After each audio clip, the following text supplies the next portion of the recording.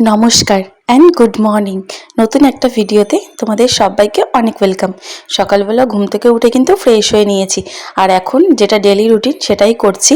তারপর এদিকে দেখো, কালকে রাত্রেবেলা আমার বর কিন্তু চলে এসছে। রাত্রেবেলা ভিডিও করিনি, তাই তোমাদের সাথে আর শেয়ারও করা হয়নি।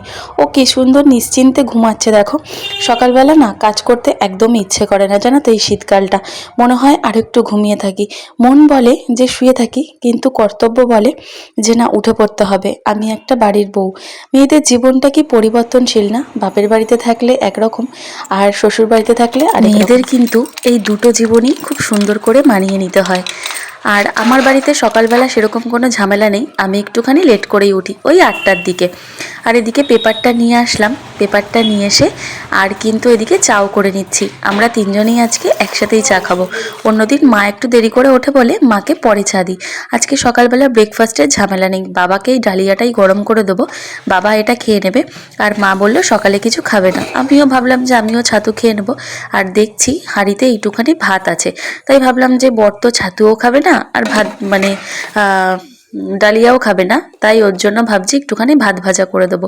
তাই শীতকালে সমস্ত সবজি ঘরে ছিল, তাই সেগুলো কেটে নিলাম। এবার আর কি ভাত ভাজাটা বসাবো।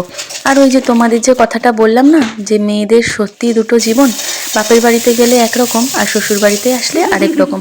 বাপের বাড়িতে কিন্তু গেলে এখনো পর্যন্ত মেয়েরা চায় একটুখানি রেস্ট নিতে। হ্যাঁ, আমারও সেটা গেলে সেটার কোনো অগত্যা হয় না, কিন্তু কি বলো। এদিকে বর দেখলাম ঘুম থেকে উঠে বাথরুমে চলে গেছে, তাই ভাবলাম এই সুযোগ গিয়ে বিছানাটা চটপট করে তুলে নিই। ওদিকে কিন্তু আমি ভাত ভাজাটা বসিয়েই এসছি। আর কথা বলতে বলতে এদিকে কিন্তু আমার ভাত ভাজাটা রেডিও হয়ে গেছে। ও আবার শুধু ভাত ভাজা খায় না, জানো তো। তার সাথে ফ্রিজে ছিল একটুখানি ধনেপাতার চাটনি, সেটাই দিয়ে দিলাম। আর এখানে ভাত ভাজাটা খেয়ে বলছি যে বলো কিরকম হয়েছে। ও তো একটা দারুণ রিভিউ দিল, ও কিন্তু ভাত ভাজাটা খেতে বেশ ভালোই বাসে।